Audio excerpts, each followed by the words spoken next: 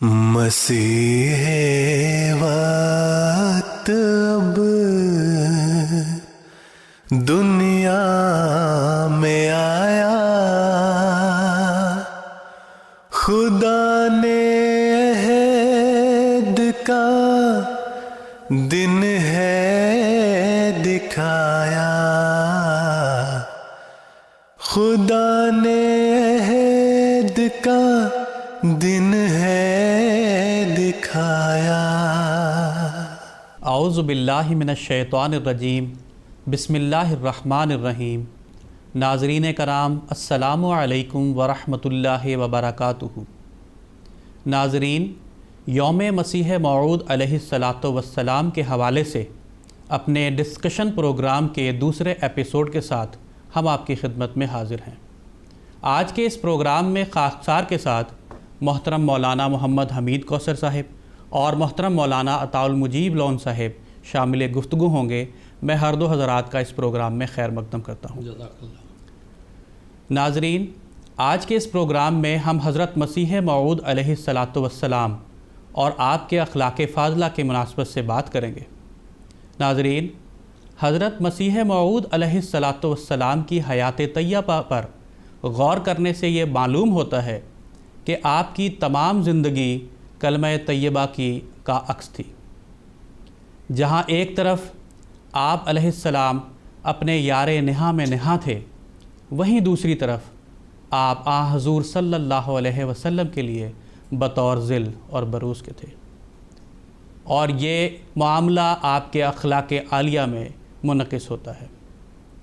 جہاں حضرت مسیح موعود علیہ السلام اپنے تمام معاملات میں اپنی ذات سے بالا ہو کر اسلام چیز کیا ہے، خدا کے لیے فنا، ترک رضائے خواہش، پے مرضی خدا کی حقیقی تصویر تھے، وہیں اپنے اخلاق فاضلہ کے لیے آپ حضور صلی اللہ علیہ وسلم کے اسوہ حسنہ کی کامل تصویر اور عکس تھے۔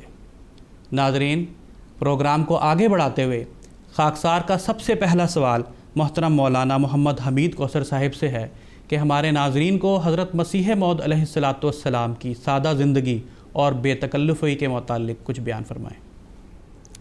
اللہ تعالیٰ نے سیدنا محمد صلی اللہ علیہ وسلم کو قرآن مجید میں یہ حکم دیا کہ آپ اعلان فرما دیں وَمَا أَنَا مِنَ الْمُتَكَلِّفِينَ، کہ میں تکلف کرنے والوں میں سے نہیں ہوں، میں کوئی نمود و نمائش کرنے والا نہیں ہوں، اپنے آپ کو فاخرانہ طور پہ پیش کرنے والا نہیں ہوں۔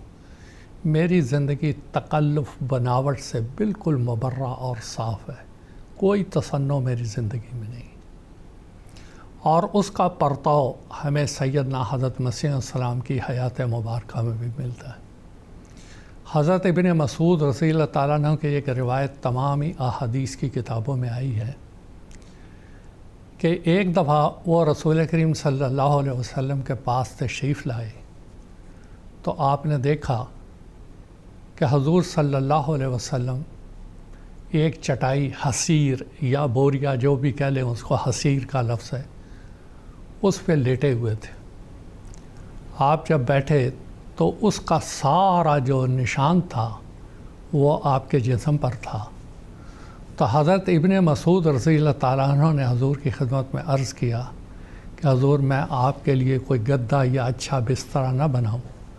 تو آپ نے فرمایا ما انا و دنیا، میں اور دنیا میرے کیا مناسبت ہے ان دونوں کے لیے؟ میری مثال تو ایک سوار کی ہے، جو سوار پہ آتا ہے، کسی سائے دار کے درخت کے نیچے بیٹھا اور آگے چل دیا۔ اسی طرح میرے لیے یہ دنیا کی حیثیت ہے، ایک سایہ دار درخت، اور میں ایک مسافر، کچھ دیر آرام کیا تو آگے چلے گا۔ حضرت مسیح موعود علیہ السلام کی زندگی، آپ کی حیات مبارکہ، اس کو آپ ہی کے اشعار سے اگر ہم دیکھیں تو اس زمانے میں اسلام کی حالت یہ تھی، ہر طرف کفر است جوشاں، ہم چوں افواج یزید، دین حق بیمار و بےکس، ہم چوں زین العابدین، کہ اس وقت جو جیسے یزید کی فوجیں کربلا کے میدان میں امام حسین پہ حملے کر رہی تھیں، اس وقت دشمنوں کی فوج اسلام پہ حملہ آور ہے، اور اسلام وہ امام حسین کی طرح بنا ہوگا۔ دین حق بیمار و بے کس۔ اسلام اس وقت ایک بیمار کی طرح ہے، بالکل اسی طرح جس طرح حضرت امام حسین رضی اللہ تعالیٰ عنہ کے صاحبزادے زین العابدین بیمار تھے اور وہ خیمے میں تھے، اپنے والد کی مدد نہیں کر سک رہے تھے اور دشمن ہر طرح سے حملے کر رہا تھا۔ اسی طرح اس وقت میری حالت ہے، دین حق بیمار و بے کس۔ ہم چھو زین العابدین، اور میں زین العابدین کی طرح کوئی مدد نہیں کر سک رہا ہوں۔ یہ تڑپ تھی آپ کے دل میں۔ آپ فرماتے ہیں دن چڑھا ہے دشمنان دین کا، ہم پر رات ہے۔ دشمنان دین کا دن چڑھا ہوا ہے اور ہم پر رات ہے۔ اے میرے سورج نکل باہر کے میں ہوں بے قرار، اے میرے سورج، اسلام کے سورج، غالبہ اسلام کے سورج، باہر نکل میں بہت بے قرار ہوں۔ جس انسان یہاں سے بات کو آگے بڑھاتے ہیں، جس انسان کا والد بیمار ہو، مصیبت میں ہو اور بیٹا بیمار ہو، اس کی زندگی کیا زندگی ہوگی؟ اس بیٹے کی زندگی کیا زندگی ہوگی؟ حضرت مسیح موعود علیہ السلام کی حیثیت زین العابدین کی تھی، وہی آپ کی ساری زندگی میں ہم کو نظر آتا ہے۔ غلبہ اسلام کے لیے بے قرار، اور اپنی تمام لذات کو آپ نے چھوڑ دیا۔ ابھی میں نے آپ کو چٹائی کی مثال دی، یہاں سے ہی بات آگے بڑھاتے ہیں۔ حضرت مسیح موعود علیہ السلام ایک دفعہ امرتسر میں تھے، اور وہاں پر حضرت مسیح موعود علیہ السلام کے پاس کرنل الطاف علی صاحب ملاقات کے لیے آئے، اور انہوں نے یہ خواہش ظاہر کی کہ میں حضرت مسیح صاحب سے علیحدگی میں ملنا چاہتا ہوں۔ حضرت منشی ظفر احمد صاحب کپور تھلوی رضی اللہ تعالیٰ عنہ فرماتے ہیں، ہم نے کہا حضور بیٹھے ہوئے ہیں کمرے میں، آپ چلے جائیں، ہم باہر کھڑے ہوتے ہیں، کوئی اندر نہیں آئے گا۔ جیسے ہی وہ بات کر کے آدھے گھنٹے کے بعد باہر نکلے تو وہ رو رہے تھے۔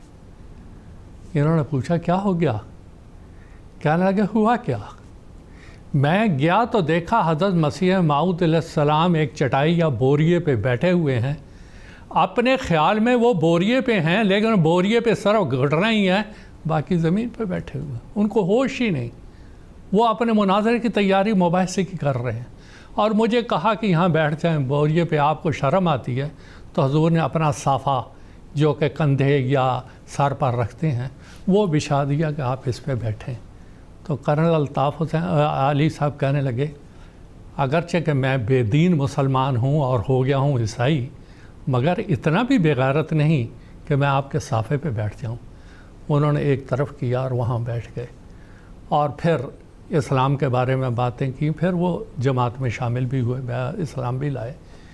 لیکن جو نقشہ انہوں نے پیش کیا بعین ہی وہ تھا جو حضرت ابن مسعود رضی اللہ تعالیٰ عنہ اپنی روایت میں بیان کرتے ہیں۔ اسی طرح زمین پہ بیٹھے ہوئے بے تکلفی سے اسلام کے خلاف جو حملے ہیں اس کے جواب دیتے چلے جا رہے ہیں۔ ایک اور بات کہہ کے بات ختم کرتا ہوں۔ حضرت مسیح صاحب کا خاندان تقریباً سن 1800 یہاں قادیان سے ان کو ہجرت کر کے بیگوال جانا پڑا جو کپورتھلا ریاست میں۔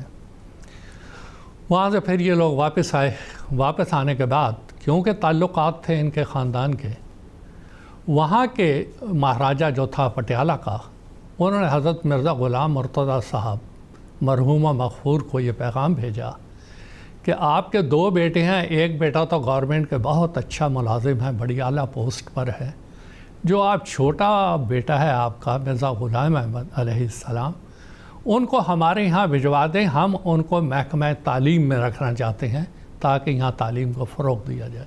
حضرت مرزا غلام مرتضیٰ صاحب نے وہ پیغام حضرت مرزا غلام احمد صاحب قادیانی اپنے بیٹے کو بھیجا، اس خیال سے کہ اس کو بھی کوئی اچھی ملازمت مل جائے گی، اچھا روزگار مل جائے گا، اس کا بھی بہتر گزر بسر کا ایک ذریعہ بن جائے گا۔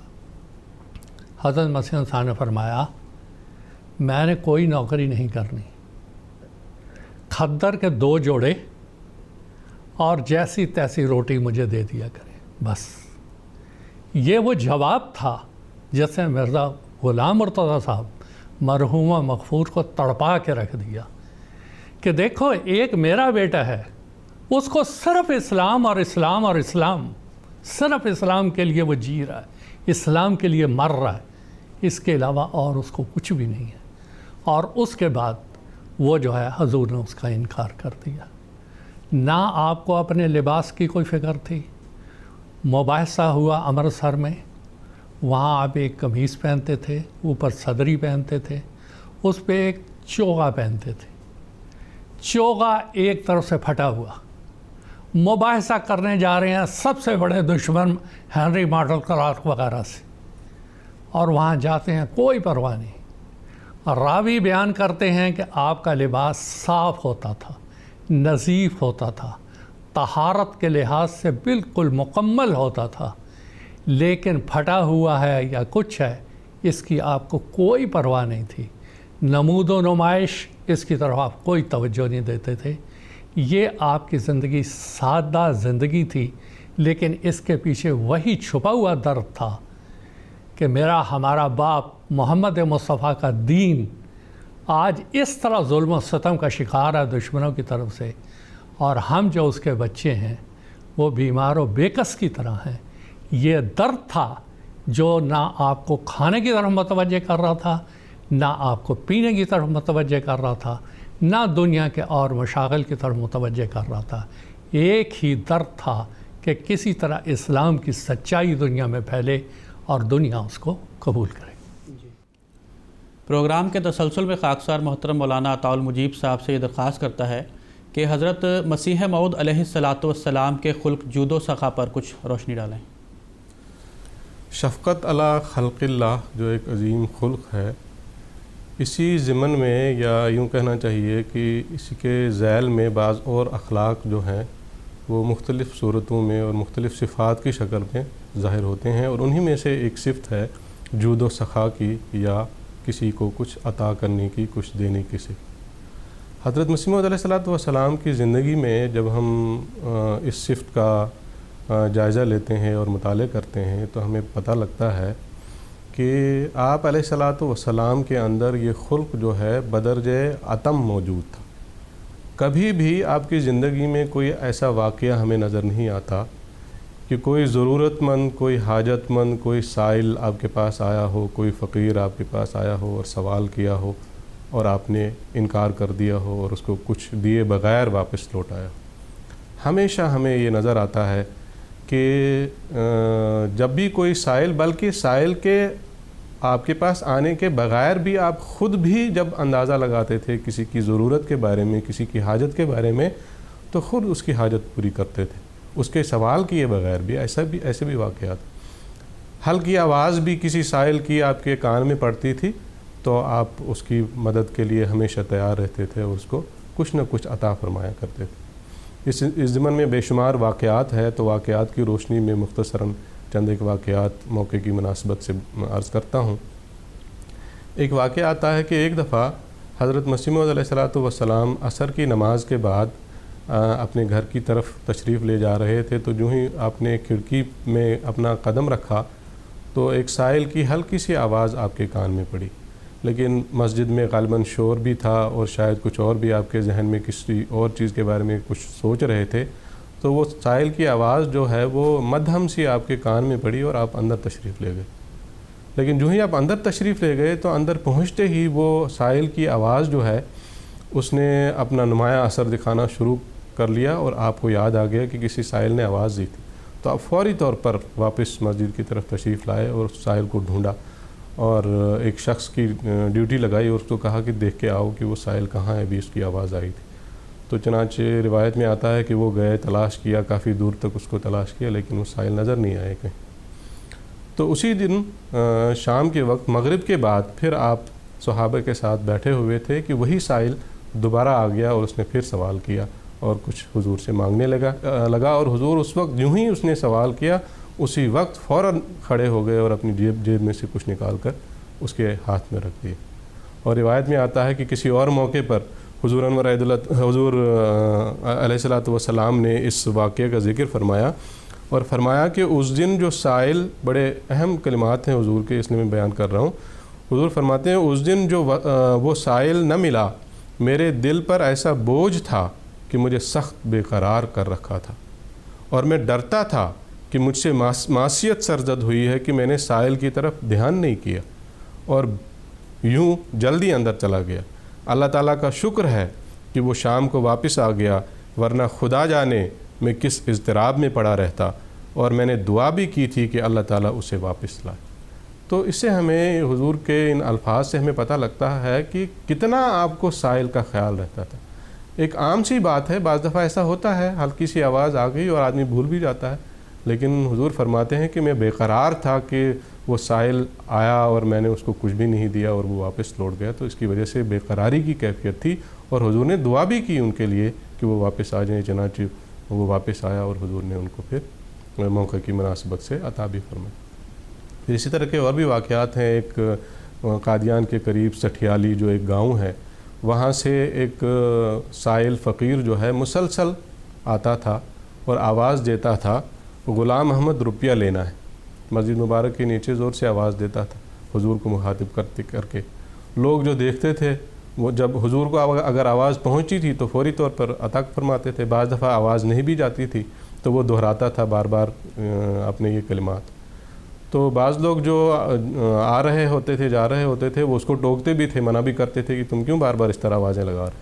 لیکن جب حضور کو اس کا علم ہوتا تھا تو آپ سخت ناپسند فرماتے تھے کہ اس کو ٹوکا مت کرو، کہ جب بھی آئے مجھے آواز دے تو اس کو ٹوکا مت کرو. تو جب بھی آتے تھے وہ حضور ان کو عطا کرتے تھے اور ہمیشہ کچھ نہ کچھ ان کو دیتے تھے، کبھی بھی نا امید یا خالی ہاتھ ان کو واپس نہیں کیا. اسی طرح ایک واقعہ اور آتا ہے کہ ایک فقیر باہر سے کہیں سے آیا تھا. وہ رمضان کا مہینہ تھا، صبح کے وقت اٹھتا تھا اور زور زور سے اشعار پڑھتا تھا. مسیح موعود علیہ السلام کے بھی بعض اشعار اور بعض آپ کے اصحاب کے اشعار زور زور سے پڑھتا تھا اور مانگتا تھا، سوال کرتا رہتا تھا. حضرت مسیح موعود علیہ السلام ہمیشہ اس کو کچھ نہ کچھ دیا کرتے تھے، اور وہ ہمیشہ ایک بات بتاتا تھا، میرا پیالہ بھر دو. تو عید کا دن تھا، رمضان ختم ہونے کے بعد عید کا دن تھا. وہ مسجد کے قریب غالباً بیٹھا تھا. حضور علیہ السلام پاس سے گزرے تو دیکھا کہ وہ بیٹھا ہوا ہے اپنا پیالہ لے کے، تو حضور نے اس کے پیالے میں کچھ ڈال دیا. اس وقت بھی اس نے یہی کہا کہ میرا پیالہ بھر دو. تو جب باقی لوگوں نے دیکھا کہ حضور علیہ السلام نے اس کے پیالے میں کچھ ڈال دیا ہے، تو انہوں نے بھی حضور کی اقتداء میں ان کے پیالے میں ڈالنا شروع کیا، اور اس طرح روپیہ اس کے پیالے میں آ گیا کہ اس کا پیالہ جو ہے واقعتاً بھر گیا اور وہ بڑی خوشی خوشی وہاں سے چلا گیا. تو بے شمار واقعات ہیں، بہرحال سارے تو بیان نہیں کیے جا سکتے ہیں. حضرت ام المومنین رضی اللہ تعالیٰ عنہا کی ایک روایت عرض کر کے اپنی بات کو ختم کرتا ہوں. آپ فرماتی ہیں کہ آپ ہمیشہ فقیروں کو اور سائلوں کو اور ضرورت مندوں کو اور حاجت مندوں کو کچھ نہ کچھ دیا کرتے تھے، اور زیادہ تر خفیہ دیا کرتے تھے، ان کے گھروں تک پہنچاتے تھے. یہ الگ بات ہے کہ وہ لوگ پھر خود ہی آپ علیہ السلام کے احسانات کا ذکر کر کے بتاتے تھے، ورنہ آپ خفیہ طور پر بھی دے دیا کرتے تھے. آپ فرماتی ہیں کہ آخری عمر میں آپ کا یہ طریق تھا کہ جتنا بھی پیسہ آتا تھا اس کا 10واں حصہ اٹھا کر رکھتے تھے صدقے کے لیے، صرف اس مقصد سے کہ کوئی ضرورت مند ہوگا تو اس کو دے دیا جائے گا. اور یہ بھی فرماتی ہیں کہ ایسا نہیں ہے کہ صرف 10واں حصہ ہی دیتے تھے، بلکہ فرماتی ہیں کہ آپ فرماتے تھے کہ یہ بعض دفعہ ایسا ہوتا ہے کہ گھر کی ضرورتیں زیادہ ہوتی ہیں تو توجہ نہیں رہتی صدقے کی طرف، اس لیے اٹھا کے ایک الگ رقم رکھ لیا کرتے تھے، ورنہ 10% سے بھی زیادہ حصہ آپ صدقے میں دے دیا کرتے تھے حاجت مندوں اور ضرورت مندوں کی ضرورت پوری کرنے کے لیے. تو مسلسل اپنی پوری زندگی کا یہ ایک لاہ عمل تھا کہ جب بھی آپ کے پاس کوئی آتا تھا کچھ مانگنے کے لیے تو اس کو خالی ہاتھ واپس نہیں جانے دیتے تھے. اور یہ بھی جیسا کہ ہم ذکر کر رہے ہیں، حضرت نبی اکرم صلی اللہ علیہ وسلم کی جو صفت تھی جود و سخا کی، اسی صفت کی مطابقت میں اور اسی صفت کے عکس کے طور پر یہ صفت آپ کے ذریعے بھی ظاہر ہوتی رہی اور پوری زندگی ظاہر ہوتی رہی. جی، پروگرام کو آگے بڑھاتے ہوئے خاکسار محترم مولانا محمد حمید کوثر صاحب سے درخواست کرتا کہ ہمارے ناظرین کو یہ بتائیں کہ جب کسی شخص کی وفات ہوتی تھی تو اس موقع پر حضرت مسیح موعود علیہ السلام کا طریقہ تعزیت کیا ہوتا تھا؟ عرض یہ ہے کہ یہ دنیا مصیبتوں کی دنیا ہے. جس نے اس دنیا میں آنا ہے اس نے جانا بھی ہے، لیکن اس کے اندر خاص طور پہ وہ ماحول جو ابھی تک ہمارے یہاں غیر مسلموں میں ہے، بہت ہی رونا پیٹنا جزا فضا، وہی یہاں خاص طور پہ ہندوستان کے مسلمانوں میں وہ بات بہت آ گئی۔ حضرت مسیح موعود علیہ الصلوۃ والسلام نے تعزیت کا جو حقیقی معنی اور مفہوم ہے اس کے اوپر عمل کر کے بتایا، عمل کیا بھی، اور عمل تعزیت کیسے کرنی ہے وہ کروایا بھی۔ مثال کے طور پہ جب کوئی فوت ہوتا تھا آپ اللہ تعالیٰ کے حکم کے مطابق یہ پڑھتے انا للہ و انا الیہ راجعون، کہ ہم اللہ کے لیے ہیں اور اللہ ہی کی طرف ہم نے واپس جانا ہے، اور اس کا اظہار خود اپنی ذات میں کیا۔ یعنی تعزیت کرنا تو ایک اور بات ہے۔ جب حضرت صاحبزادہ مرزا مبارک احمد صاحب رضی اللہ تعالیٰ عنہ وفات پا گئے، حالانکہ آپ کو پہلے اطلاع دی جا چکی تھی کہ یہ بچہ زیادہ عمر نہیں پائے گا، اس کے باوجود آپ نے علاج میں کوئی کسر نہیں چھوڑی، کوئی کمی نہیں کی، لیکن جب وہ وفات پا گیا تو انتہائی صبر کے ساتھ آپ نے احباب کو کہا کہ دیکھو اس کے بارے میں اللہ نے پہلے ہی بتا دیا تھا، یہ بچہ چلا گیا، اب ہمیں اللہ کی رضا پہ راضی رہنا ہے اور اس بارے میں کچھ نہیں کہنا ہے۔ یہ تو حضور کا اپنا جو آپ کو صدمہ پہنچا اس پہ جو صبر تھا وہ آپ نے دکھایا۔ دوسروں کے بارے میں آپ تعزیت حقیقی بنیاد پر کرتے تھے۔ جب کسی کا کوئی عزیز یا رشتہ دار یا قریبی فوت ہوتا اس کو ایک بات سمجھاتے کہ دیکھو یہ اللہ کی امانت تھی، اس کی چیز تھی، اس کی ملک تھی، جب تک اس نے چاہا تمہارے پاس رکھا اور جب اس نے چاہا وہ اپنی امانت لے گیا۔ اب جو امانت تمہارے پاس رکھی جائے اگر کوئی اس کا مالک اس کو لے جاتا ہے تو اس میں جزا فضا کی ضرورت کیا ہے؟ اور پھر آپ ایک حقیقت سمجھاتے تھے جس کو بھی تعزیت کرتے تھے، ایک نہ ایک دن پیش ہوگا تو فنا کے سامنے، چل نہیں سکتی کسی کی کچھ قضا کے سامنے۔ آج وہ گیا ہے، کل تم نے اور میں نے بھی جانا ہے، کیونکہ ہر ایک نے فنا کے سامنے پیش ہونا ہے۔ چھوڑنی ہوگی تجھے دنیا فانی ایک دن، یہ جو فانی دنیا تجھے بھی چھوڑنی ہے مجھے بھی چھوڑنی ہے، اس میں جزا فضا کی ضرورت کیا ہے؟ ہاں یہ بات ضرور ہے کہ جو گیا ہے اس کے لیے دعا کرو کہ اللہ تعالیٰ اس کے گناہوں کو معاف کرے، اس کے ساتھ مغفرت کا سلوک کرے، اور جو پسماندگان رہ گئے ہیں اللہ تعالیٰ ان کو صبر جمیل عطا کرے۔ چھوڑنی ہوگی تجھے دنیا فانی ایک دن، ہر کوئی مجبور ہے حکم خدا کے سامنے۔ اللہ کے اس حکم سے کوئی بچ نہیں سکتا، چاہے کوئی امیر ہے، چاہے غریب ہے، چاہے کوئی بادشاہ ہے یا غلام ہے، اس کے اوپر تم کو راضی رہنا چاہیے۔ راضی ہیں ہم اسی میں جس میں تیری رضا ہو۔ حضرت مسلم موعود رضی اللہ تعالیٰ عنہ نے بھی اس مفہوم کو ادا کیا۔ اب تعزیت کا طریقہ کیا تھا حضور کا؟ حضور کا طریقہ یہ تھا کہ اگر تو وہ یہاں قادیان میں ہے تو خود تشریف لے جاتے اور تعزیت کرتے اور نصائح فرماتے، اور جانے والے کی اس قروب بالخیر اس کی آپ صفات بیان کرتے اور اس کے لیے دعا کی تحریک کرتے، اور اگر کوئی باہر ہے تو اس کو دعا کا اور تعزیت کا خط لکھتے۔ اور جیسے مثال کے طور پہ خلیفۃ المسیح اول کے بچے فوت ہو گئے تو آپ نے باقاعدہ مکتوب لکھا۔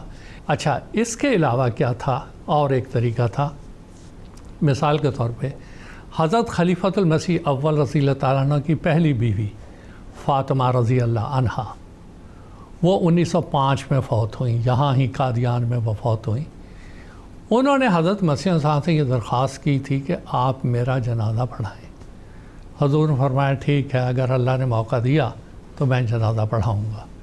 وہ وفات پا گئیں، 25 جولائی کی بات ہے، شاید 25 جولائی 1905 کی۔ وہ فوت ہو گئیں تو حضرت مسیح صاحب نے ان کا جنازہ پڑھایا اور ان کی تدفین ہوئی یہاں ایک قبرستان میں جو یہاں قریب ہی ہے، وہاں تدفین ہوئی۔ اس کے بعد حضرت مسیح صاحب ان کی بیٹی حضرت حفصہ کے گھر تشریف لے گئے، جو کہ حضرت مفتی فضل الرحمان صاحب رضی اللہ تعالیٰ عنہ کی بیٹی تھی۔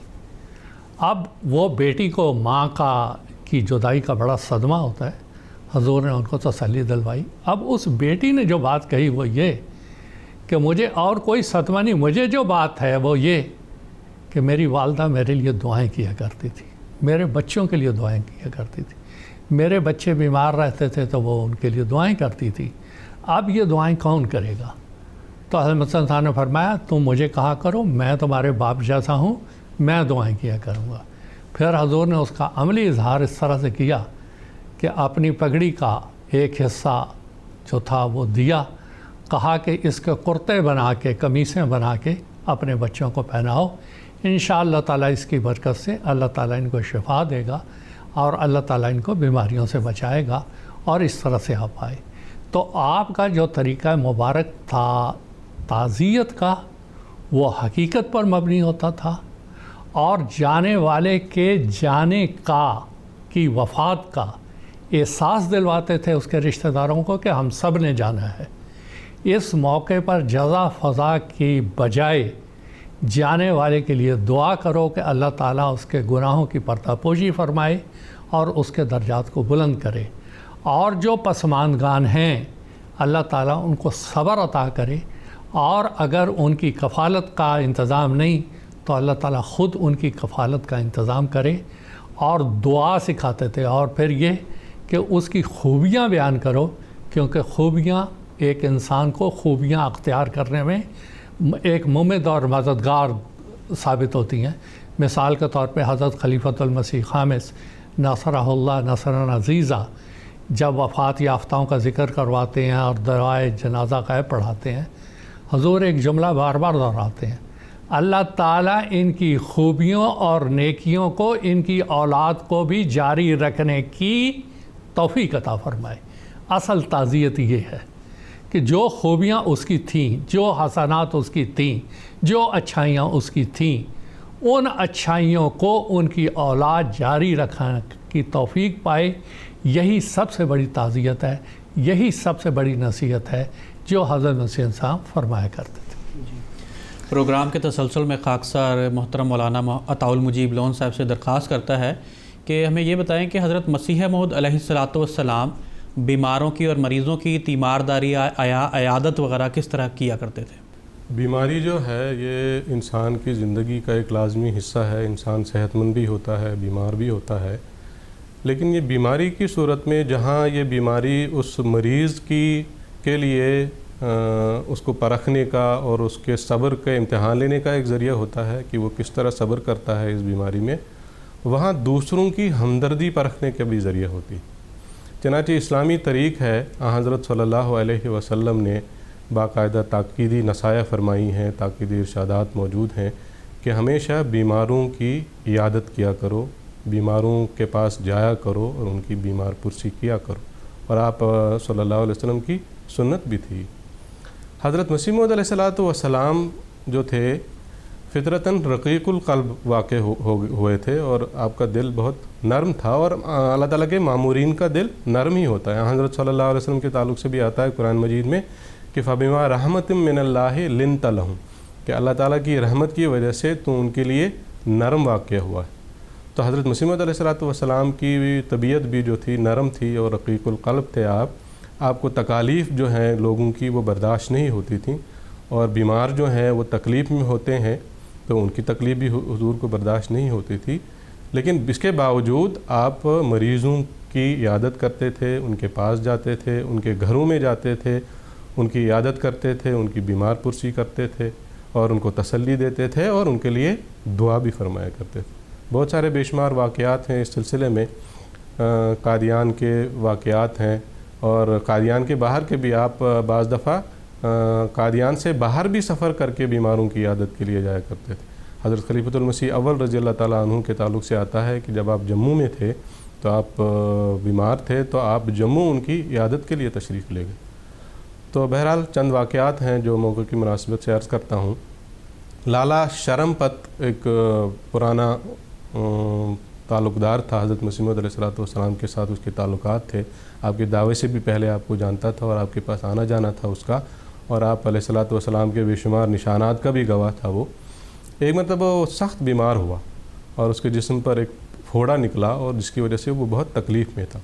حضرت مسیح موعود علیہ السلام کو جب اس بات کا علم ہوا تو آپ خود اس کے گھر میں تشریف لے گئے. اس کا گھر بہت تنگ اور تاریک گھر تھا، لیکن آپ اس کے گھر میں تشریف لے گئے، اپنے بعض ساتھیوں کے ساتھ اس کی عیادت کی، اس کو تسلی دلائی. وہ اپنی تکلیف کا اظہار کرنے لگا تو آپ نے اس کو تسلی دلائی، اور پھر ایک ڈاکٹر کا انتظام کیا باقاعدہ اس کے علاج کے لیے.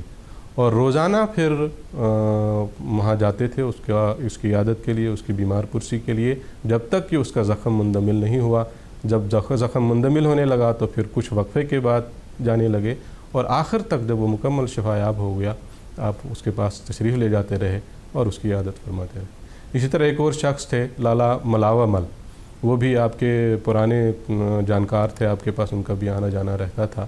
ان کو 22 سال کی عمر میں، نوجوانی کی عمر میں ایک شدید عارضہ لاحق ہوا. تو جب حضرت مسیح موعود علیہ السلام کا علم ہوا تو اپنی طریق کے مطابق ان کے پاس بھی گئے، ان کی بھی عیادت کی اور ان کا علاج کیا. بلکہ خود روزانہ صبح شام خادم کے ذریعے خبر منگوایا کرتے تھے اور روزانہ خود بھی جایا کرتے تھے. ایک بار کوئی دوائی آپ نے دے دی جس کی وجہ سے ان کو رات کو کئی بار 19 مرتبہ روایت میں آتا ہے کہ ان کو اجابت ہوئی اور بہت تکلیف ہوئی. جب صبح خادم حال پرسی کے لیے گیا تو انہوں نے خادم کو بتایا کہ حضرت کو کہیں کہ وہ خود میرے پاس تشریف لائیں. چنانچہ حضور کو جب اس بات کا علم ہوا تو فوری طور پر جلدی سے ان کے گھر میں تشریف لے گئے اور دوائی ان کی تبدیل کر دی، اور دوائی تبدیل کرنے کے بعد ان کو آرام آ گیا، ان کو شفا ہو گئی. تو اس کے بعد پھر آپ اپنے گھر واپس تشریف لے. اس طرح سے، اور وہ ہندو تھے، غیر مسلم تھے، ایسا نہیں کہ وہ جماعت سے ان کا تعلق تھا، پھر بھی ان کے پاس جاتے تھے. اور غیر جماعت غیر احمدی مسلمانوں کی بھی عادت فرمایا کرتے تھے. ایک مرتبہ کا واقعہ ہے کہ غیر احمدی قادیان آیا حضرت خلیفۃ المسیح اول رضی اللہ تعالیٰ عنہ کے پاس علاج کرانے کی غرض سے، لیکن اس کے پاؤں میں کچھ تکلیف تھی جس کی وجہ سے پاؤں متورم تھے. تو اس نے آپ کے ذریعے ہی، حضرت خلیفۃ المسیح اول رضی اللہ تعالیٰ عنہ کے ذریعے ہی حضور کو پیغام بھجوایا کہ میں ملنا چاہتا ہوں لیکن پاؤں میں تکلیف کی وجہ سے مل نہیں پا رہا ہوں. تو آپ نے خود ان کو پیغام بھجوایا کہ میں خود تم سے ملنے کے لیے آؤں گا، تم بیمار ہو میں خود تمہارے پاس آؤں گا. چنانچہ اگلے روز جب سیر کے لیے تشریف لے گئے تو خود ان کے پاس گئے، ان کی عیادت کی، ان کی بیمار پرسی کی اور ان کو موقع کی مناسبت سے تبلیغ بھی کی. ایک اور واقعہ پیش کر کے اپنی بات کو ختم کرتا ہوں. مہر حامد نام کا ایک شخص تھا جو آپ علیہ الصلوۃ والسلام کی بیعت میں بھی شامل تھا. وہ قادیان سے دور، قادیان سے کی انتہا پر، قادیان کے باہر ایسی جگہ اس کا گھر تھا جہاں عموماً کوڑا کرکٹ کا ڈھیر جو ہے وہ جمع ہوتا ہے. اور خود بھی وہ زمیندار تھا، گھر میں مویشی تھے، مویشیوں کا گوبر وغیرہ گھر میں پڑا رہتا تھا اور چیزیں بھی پڑی رہتی ہیں. زمینداروں کے گھروں کا ایسا ہی حال ہوتا ہے. اور جگہ بھی جیسے کہ میں نے کہا کیونکہ کوڑا کرکٹ وہاں ہوتا تھا، بڑا بدبودار بڑی وہ جگہ تھی اور تعفن ہوتا تھا وہاں. تو وہ ایک بار بیمار ہوئے تو حضرت مسیح موعود علیہ السلام بعض اپنے احباب کے ساتھ اس کے گھر تشریف لے گئے. اور باوجود اس کے کہ وہ گھر جو ہے جیسا کہ میں نے عرض کیا بدبودار تھا اور تعفن تھا اس میں اور تکلیف محسوس ہو رہی تھی دوسروں کو بھی، آپ کو بھی، لیکن آپ نے اس بات کا اظہار نہیں کیا. اور ایک بار نہیں گئے بلکہ مسلسل جاتے رہے، ہمیشہ ان کے پاس جاتے رہے. ان کی لمبا روایت میں آتا ہے لمبا عرصہ ان کے پاس دیر تک بیٹھے رہتے، ان کو تسلی دیتے، دوائی بھی دیتے اور دعا بھی کرتے ان کے لیے. تو ہمیشہ ان کے پاس جاتے تھے اور ان کی عیادت فرمایا کرتے. اس طرح کے بے شمار واقعات ہیں اور بھی واقعات ہیں جن سے ہمیں یہ پتہ لگتا ہے کہ کس طرح آپ علیہ الصلوۃ والسلام بیماروں کی عیادت فرمایا کرتے تھے، ان کی بیمار پرسی فرمایا کرتے تھے. اور جیسا کہ میں نے شروع میں عرض کیا کہ آپ کسی کی تکلیف کو برداشت نہیں کر سکتے، یہ آپ کی فطرت میں یہ بات موجود تھی. اس لیے جب بھی کسی کی تکلیف چاہے وہ کسی بھی ذریعے سے آپ کے سامنے ظاہر ہوتی تھی، آپ کے علم میں آتی تھی، تو آپ اس کا مداوع جس رنگ میں بھی کر سکتے تھے وہ کیا کرتے تھے. سائل آتا تھا تو اس کی مدد کرتے تھے، بیمار آتا تھا تو اس کی عیادت کرتے تھے، اس کی بیمار پرسی کرتے تھے، علاج کرتے تھے اور دعا کرتے تھے. سب سے بڑی بات یہ کہ عیادت کرنے والا مریض کے لیے دعا بھی کرتا ہے اور مسلسل کرتا ہے. جس مریض کی بھی عیادت کرتے ہیں اس کے لیے دعا بھی کرتے ہیں. اس سلسلے میں بے شمار واقعات ہیں. بہرحال میں اپنی بات کا اسی پر ختم کرتا ہوں اور اکتفا کرتا ہوں. اور خلاصہ یہی ہے کہ یہاں پر بھی حضرت مسیح موعود علیہ السلام کی زندگی میں ہمیں وہی نمونہ نظر آتا ہے جو حضرت صلی اللہ علیہ وسلم کا نمونہ اس سلسلے میں. جی ناظرین، اس کے ساتھ ہی ہمارے آج کے اس پروگرام کا وقت ہوا چاہتا ہے. خاکسار پروگرام کے آخر میں حضرت مسیح موعود علیہ السلام کا ایک اقتباس پیش کرے گا. حضرت مسیح موعود علیہ الصلاۃ والسلام فرماتے ہیں بہت سے رند اور عیاش ایسے دیکھے گئے ہیں جو کسی خارق عادت نشان کے قائل نہیں ہوئے، لیکن اخلاقی حالت کو دیکھ کر انہوں نے بھی سر جھکا لیا ہے اور بجز اقرار اور قائل ہونے کے دوسری راہ نہیں ملی۔ نیز آپ فرماتے ہیں بہت سے لوگوں کے سوانح میں اس امر کو پاؤ گے کہ انہوں نے اخلاقی کرامات ہی کو دیکھ کر دین حق کو قبول کر لیا۔ ملفوظات جلد اول صفحہ 141۔ ناظرین، اس کے ساتھ ہی ہمارا آج کا یہ پروگرام اختتام پذیر ہوتا ہے۔ اجازت دیجیے۔ السلام علیکم ورحمۃ اللہ وبرکاتہ۔